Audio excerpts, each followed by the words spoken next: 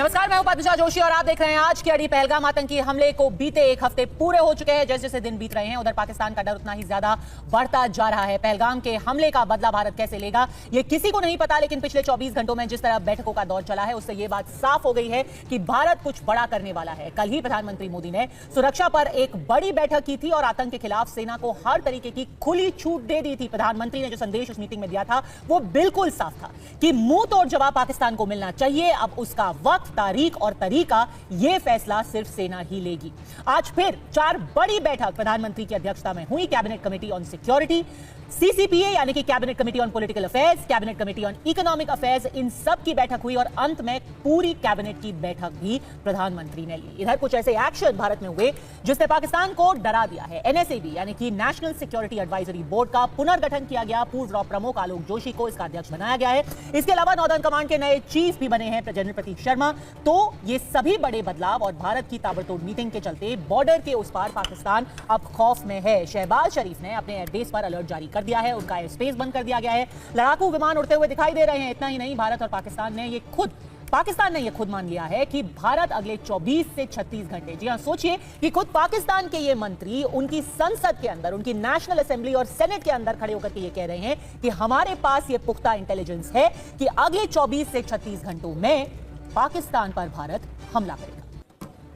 तो ऐसे में अड़ी के सवाल है बिल्कुल सीधे, भारत में बैठकों का दौर, क्या पाकिस्तान में अब 36 घंटे का डर बैठ गया है? Lieutenant general Rakesh Sharma, defence expert, हमारे साथ मौजूद है। मेजर जनरल वीके दत्ता अभी हमारे साथ इस वक्त स्टूडियो में है। Professor Amitabh Singh, foreign affairs expert, हमारे साथ स्टूडियो में मौजूद है। Vaibhav Singh, founder of defensive offensive, भी हमारे साथ है। और सुमित चौधरी, हमारे डिफेंस एडिटर, मेरे सहयोगी, यहां हमारे साथ स्टूडियो में मौजूद है। लेकिन सबसे पहले मैं आपसे पूछना चाहती हूं सुमित कि ये 36 घंटे का काउंटडाउन बहुत ही अजीब लगता है। कोई भी देश का मंत्री, जो इंफॉर्मेशन एंड ब्रॉडकास्टिंग मंत्री है, खुद खड़े होकर ऐसा कैसे बोल रहा है और क्यों बोल रहा है? देखिए, डेस्परेशन दिखाता है कि कितने ज्यादा परेशान, और कभी आपने देखा है कि सामने वाला ही बता रहा हो कि हम पर कितनी देर में अटैक होने वाला। और खास बात ये भी कि ये इसलिए दिखा रहा है क्योंकि पाकिस्तान इस समय उलझा हुआ है अपने रिसोर्सेज को लेकर। पाकिस्तान के पास ना तो फ्यूलिंग है, ना फिर आप कह सकते हैं कि ज्यादा ऐसे उनके पास चीजें हैं कि वो लंबे समय के ऑपरेशन को चला सके।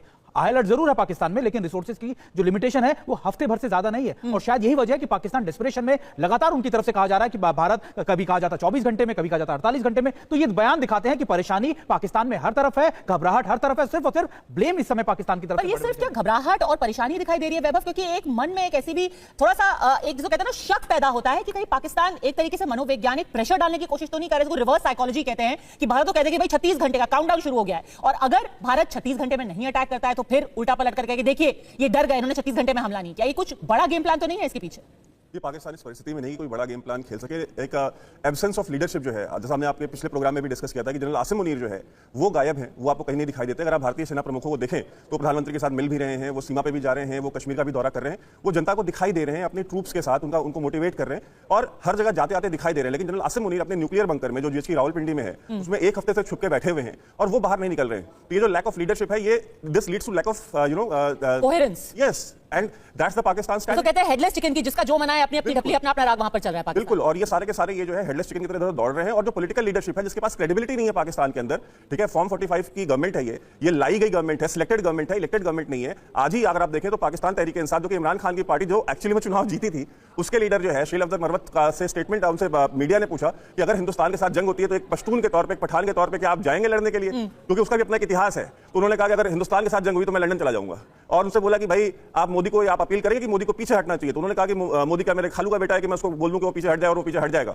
तो जो ये जो बलोचों का और पश्तूनों का और जो सिंधियों का, सिंधु नदी के ऊपर आपने देखा सिंध में इतने सारे प्रोटेस्ट हुए। तो आज की डेट में पाकिस्तान आर्मी के पास वो पॉपुलर सपोर्ट बेस भी नहीं है, तो आवाम भी उनके साथ खड़ी नहीं है। तो जो ये लीडरशिप है, ये शाह से ज्यादा शाह की वफादार होने का ये एक सबूत देने के लिए वो आगे बढ़ बढ़ करके बयान दे रहे हैं कि जी मोदी हमला कर सकता है, मोदी तब हमला कर सकता है। पूरी जो कौम है वो फौज के साथ खड़ी, पूरी कौम नहीं खड़ी। पाकिस्तान मुस्लिम लीग नून जो है, जो पंजाब में जैसी गवर्नमेंट है, वो खड़ी है पाकिस्तान की फौज के साथ। उनके एक पार्टी का कैडर खड़ा हो सकता है, पाकिस्तान की जनता पाकिस्तान की जो फौज है उसके साथ खड़ी नहीं है। और आसिम मुनीर के बंकर में छुपने के पीछे एक बहुत बड़ा कारण यह भी हो सकता है कि उनको डर है कि फौज के अंदर से कहीं कोई साबोटाज उनको न फेस करना पड़े, इसलिए भी वो न्यूक्लियर बंकर। और बड़ी खबर आ रही है जो पाकिस्तान से जुड़ी हुई है। पाकिस्तान में इतना ज्यादा खौफ है कि पाकिस्तान ने अपने 10 उड़ानें रद्द कर दी हैं।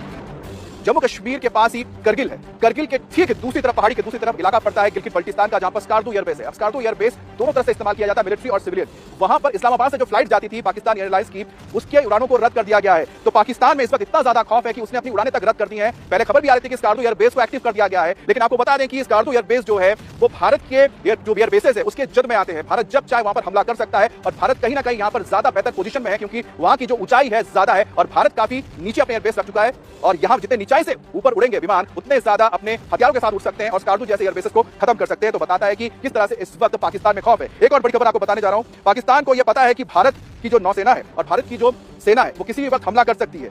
अब भारत ने कहा है जिस तरह से कि जो समंदर है, चाहे वो कितना भी बड़ा है, जब समंदर के ऊपर से जब चाहे भारतीय नौसेना पाकिस्तान पर हमला कर सकती है। यहाँ की एयरफोर्स कभी भी पाकिस्तान के अंदर घुसकर हमला कर सकती है। यही वजह कि इस वक्त पाकिस्तान के अंदर खौफ का माहौल बना हुआ है, यानी आकाश हो, जल हो या फिर थल हो, यानी पानी से, आकाश से और जमीन से, भारत तीनों ही जगह से हमला करने में सक्षम है। पहलगाम में टेरर अटैक के बाद अब पाकिस्तान साइबर अटैक पर आ गया है। पाकिस्तान की ओर से भारत के जो वेबसाइट्स है उनको टारगेट किया जा रहा है और कोशिश की जा रही है कि भारत के जो यहाँ पर डिजिटल इंडस्ट्री है उसको नुकसान पहुंचाया जाए। अब साइबर अटैक करके पाकिस्तान अपने मंसूबों को पूरा करने की कोशिश कर रहा है, लेकिन ये नापाक मंसूबे नहीं पूरे होंगे, क्योंकि साइबर स्पेस हो या फिर जमीन हो, जो रियल वर्ल्ड हो, दोनों ही जगह पे, रियल वर्ल्ड और साइबर वर्ल्ड दोनों ही जगह पर भारत की जो सेना है वो तत्पर है और उनके खिलाफ कार्रवाई कर रही है। अब पीएम मोदी पाकिस्तान के खुफिया तंत्र पर पहले ही स्ट्राइक कर चुके हैं। देखिए, ये बहुत बड़ी बात है कि प्रधानमंत्री की ओर से पाकिस्तान का जो खुफिया तंत्र है उसके ऊपर पहले ही हमला किया जा चुका है। भारत में रह रहे पाकिस्तानियों को पहले देश भेजा जा चुका है। ऐसे में पाकिस्तान की फौज, इंडियन आर्मी के मूवमेंट्स को लेकर कोई खबर नहीं पा रही है। लगातार कोशिश की जा रही है उनकी ओर से किसी तरह से खबर पाए कि भारत का डिप्लॉयमेंट क्या है, क्या स्ट्रेटेजी है भारत की। आर्मी फैमिली के बच्चों को फोन करके उसके फादर को लेकर, यानी कि जो आर्मी के जो बच्चे हैं, जो फौज में जिनके पिता काम कर रहे हैं, उनके बच्चों को फर्जी कॉल किया जा रहा है और उनसे ये इंफॉर्मेशन लेने की कोशिश की जा रही है कि आखिरकार फौजों के मूवमेंट क्या हो रहे हैं। आपको सुनाते हैं कि किस तरह से पाकिस्तान की खुफिया एजेंसी इस वक्त भारत के अंदर खबरों को लाने के लिए, सूचना पाने के लिए हथकंडे अपना रही है। तो अभी मुझे ये बताइए कि आपके जो क्लास फेलो ने साथ के, इनका कुछ ना अभी इनसे वार्तालाप नहीं, इनके पापा से हो पा रहा कुछ स्टूडेंट्स के, तो ये जो आर्मी के थे, ये आरटी ब्रिगेड वगैरह, ये इनके भी अब टिंडा कैंट से आउट हुई गई है, जो इनके लोग हैं सभी इसके लिए बॉर्डर वाली साइड पे निकल गए। मैं तो कैंट के बाहर रहता हूँ, मुझे नहीं पता सर जी। एक्चुअली ना, क्योंकि इनसे वार्तालाप नहीं हो पा रहा है, तो कल आपके पापा ने बताया था कि मे भी शायद फैमिलीज वगैरह पीछे हैं, बाकी तो सभी लोग कह रहे थे कि आउट हो गए। आप बता दो, स्टूडेंट के नाम बता दो, मैं उनसे खुद ही पूछ लूंगा कि आपकी सिक्योरिटी फी आगे की नहीं आई। हाँ, आपका शगुन एक थी, फीमेल थी, शगुन आपकी क्लासमेट थी, और साथ में उनके पापा थे योगेश कुमार जी, ये अटली ब्रिगेड के थे, 10 कोर अटली ब्रिगेड के। पता नहीं, शगुन नाम की लड़की तो थी, पर बाकी का मुझे नहीं पता कौन सी ब्रिगेड नहीं, क्योंकि मेरे को कैंट के बारे में कुछ नहीं पता सर जी, मैं तो बाहर ही रहता हूँ। अच्छा, बाहर जा रखे हैं। तो दूसरी थी रोहिणी पाल थी साथ में आपके ना? हाँ सर, ये बहुत पुरानी बात है। हाँ जी। तो अभी इनके डिपॉजिट का क्या करेंगे इधर साथ में, क्योंकि इनका तो अभी रिटर्न। तो आपने जो अभी क्लिपिंग सुनी है उसमें जो छात्र को आप सुन रहे थे उसका नाम शुभम है। दरअसल ये खुलासा तब हुआ जब पंजाब पुलिस के पास एक शिकायत आई कि किस तरह से जो पाकिस्तानी खुफिया एजेंसी के लोग हैं वो फर्जीवाड़ा करके भारतीय सैनिकों के परिवारों को टारगेट कर रहे थे। इसी क्रम में उन्होंने शुभम से बात की और बताया कि जो व्यक्ति बात कर रहा था वो खुद था पाकिस्तानी, लेकिन खुद को भारतीय बताकर ये करवाने की कोशिश कर रहा था कि आखिरकार बठिंडा कैंट में क्या चल रहा है, जिसमें वो बोल रहा है कि उसके जो साथी हैं, उनके जो बच्चे हैं, उनका जो परिवार कैंट में रहता है, क्या वो अब कैंट में है या वहां से हट गए हैं, क्या वहां पर फौज है, फौज की मूवमेंट हुई है। आप इसे सुनेंगे, इस पूरे क्लिपिंग को, तो आप समझ में आ जाएगा कि किस तरह से वहां के, यानी पाकिस्तान के जो खुफिया एजेंसी के लोग हैं इस वक्त तत्पर हैं और साथ ही साथ कहीं ना कहीं उनकी कोशिश हो रही है कि इंफॉर्मेशन कैसे निकाला जाए भारत से। हेलो, गुड मॉर्निंग, जय हिंद। जय हिंद। शुभम कुमार शर्मा जी बात कर रहे हैं? हाँ जी। अकाउंटेंट विनय गुप्ता बात कर रहा हूँ इधर से, एबीएस बठिंडा से। कैसे, बढ़िया आप? हाँ मैं बढ़िया, आप बताओ। जी बिल्कुल बढ़िया। आप हमारे स्टूडेंट रहे हैं। तो आपके पापा से कल राधेश्याम शर्मा जी से मेरा वार्तालाप हुआ था। हाँ जी। तो शायद उन्होंने मे भी आपको बताया भी होगा ना, साथ में आपका सिक्योरिटी फीस आपने डिपॉजिट करवाए थे 5000 रुपीज ना, तो वो आपके रिकूप नहीं हो सके थे क्योंकि हमारे पास है, तो आप फिर पास आउट होकर निकल गए थे ना। हाँ जी। हाँ जी। तो अभी वो आपकी अमाउंट जो थी वो किस नंबर पे आपने डिजी कैंप पे किस नंबर पे डाला हुआ था उसमें? मैं इसी ये 8872 जिस फादर के नंबर पे डाला हुआ था। अच्छा, फादर वाले पे डाला हुआ था। ठीक। ये मेरे साथ ये जो 8872461528 वाला ना, यही नंबर है आपका? हाँ जी। चलें उसमें ना फिर इजी पे हम कर देंगे, वो आपका रिकूप हो जाएगा ना उसमें। तो मैंने कहा चलें, आपके पापा ने बोला था कि आपसे वार्तालाप करने, शुभम से पूछ लीजिएगा। आपके क्लास फेलो भी थे ना साथ में, तो वो भी सभी का आया था ना, अभी जिनका रह गया था उनका सारा पेंडिंग में चल रहा था। हाँ जी। तो आप जिस व्यक्ति को इस पे सुन रहे हैं वो स्कूल का या इंस्टीट्यूट का कोई अकाउंटेंट नहीं है। दरअसल वो पाकिस्तानी खुफिया एजेंसी का एक अधिकारी है जो शुभम को ये बता रहा है कि वो अकाउंटेंट है और उससे बात कर रहा है फीस को लेकर। लेकिन जैसे जैसे ये बातें आगे बढ़ी तो उसमें वो अपने मुद्दे पे आता है। उसका मुद्दा है ये जानना कि आखिरकार बठिंडा कैंट से फौज की मूवमेंट हुई है या नहीं हुई है। और वो क्या इस्तेमाल कर रहा था? वो इस्तेमाल कर रहा था शुभम के दोस्तों के बारे में पूछ रहा था, उनके बारे में जानकारी ले रहा था, उससे बोल रहा था कि आपने मूवमेंट देखी। आप सुनिए कि किस तरह से यहाँ पर शुभम को फंसाने की कोशिश हुई, लेकिन जो शुभम है वो सतर्क हो गया क्योंकि जो लहजा था बोलने का उस व्यक्ति का वो भारतीय नहीं था। अभी आप बठिंडा में इधर ही स्टेशन पे ही हैं? नहीं, बठिंडा स्टेशन के बाहर रहता हूँ मैं अभी। पापा रिटायर होने वाले तो बाहर चले गए हम लोग। अच्छा अच्छा, इधर से क्वार्टर छोड़ दिया आपने? पहले तो आप लोग जो मेरे पास एड्रेस था इधर करण सिंह लाइन में रहते थे ना, एमएस कॉलोनी में। हाँ, तो वो उधर से रिटायर होने वाले हैं ना, तो उन्होंने क्वार्टर अभी चेंज करवा दिया, तो हम लोग बाहर रहते हैं अभी। अच्छा अच्छा अच्छा, फिर यही दिक्कत था ना। इधर हमने इसी आपके ओल्ड एड्रेस पे लेटर भी मेंशन किया था, लेकिन वो रिटर्न में आ गया था, आपने फिर क्वार्टर आई थिंक चेंज कर लिया उधर से। हाँ जी, हाँ जी। तो अभी मुझे ये बताइए कि आपके जो क्लास फेलोज हैं साथ के, इनका कुछ ना अभी इनसे वार्तालाप नहीं है इनके पापा से हो पा रहा कुछ स्टूडेंट्स के। तो ये जो आर्मी के थे, ये आरटी ब्रिगेड वगैरह, ये इनके भी अब डिनर कैंट से आउट भी गई है, जो इनके लोग हैं सभी इसके लिए बॉर्डर वाली साइड पे निकल गए हैं। मैं तो कैंट के बाहर रहता हूँ, मुझे नहीं पता सर जी। एक्चुअली ना, क्योंकि इनसे वार्तालाप नहीं हो पा रहा है, तो कल आपके पापा ने बताया था कि मे भी शायद फैमिलीज वगैरह पीछे हैं, बाकी तो सभी लोग कह रहे थे कि आउट हो गए जैसे। आप बता दो, स्टूडेंट के नाम बता दो, मैं उनसे खुद ही पूछ लूंगा कि आपकी सिक्योरिटी फी आगे की नहीं आई। हाँ, आपका शगुन था, शगुन एक थी फीमेल थी, शगुन आपकी क्लासमेट थी, और साथ में उनके पापा थे योगेश कुमार जी, ये अटली ब्रिगेड के थे, 10 कोर अटली ब्रिगेड के। पता नहीं, शगुन नाम की लड़की तो थी, पर बाकी का मुझे नहीं पता कौन सी ब्रिगेड नहीं, क्योंकि मेरे को कैंट के बारे में कुछ नहीं पता सर जी, मैं तो बाहर ही रहता हूँ।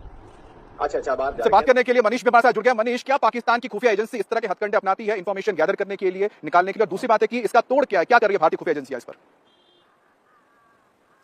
देखिए, भारतीय सेना के द्वारा औपचारिक हमें ये बताया गया कि दरअसल इसको लेकर चाहे भटिंडा कैंट हो या बाकी एरियाज हो, यहां तक कि जम्मू कश्मीर में भी लोगों को अवेयर किया जा रहा है, तो स्टूडेंट्स को अवेयर किया जा रहा है, क्योंकि आर्मी पब्लिक स्कूल के स्टूडेंट्स हैं या आर्मी गुडविल स्कूल के स्टूडेंट्स हैं, उनको ये बताया जा रहा है कि अगर कोई भी उनसे उनके परिवार के बारे में पूछता है या फिर ट्रुप मूवमेंट पूछता है, उनको उसकी कोई भी जानकारी ना दे। उसके साथ साथ हम आपको बता दें कि मेजर जनरल रैंक ऑफिसर के नाम पर, जो कि एक बहुत ऑथेंटिक लुकलाइक नाम है, उसके नाम पर एक internal report on Pahalgam terror attack के नाम से एक फाइल है, जो कि पाकिस्तानी आईएसआई के जो इस समय जो साइबर आतंकी हैं, दरअसल वो इसको सर्कुलेट कर रहे हैं, ताकि इसमें जो मालवेयर है, इसमें जो वायरस है, वो ऑफिसर्स जो दूसरे भारतीय सेना के ऑफिसर्स हैं उनकी मेल है उसमें जाए और डिटेल पूरा का पूरा एनक्रोच कर लें। तो ये इस तरीके से हथकंडे इस समय भारतीय सेना के साथ पाकिस्तानी आर्मी के जो साइबर आतंकी हैं वो अपना रहे हैं, और इसके लिए भारतीय सेना पूरी मजबूती के साथ खड़ी है।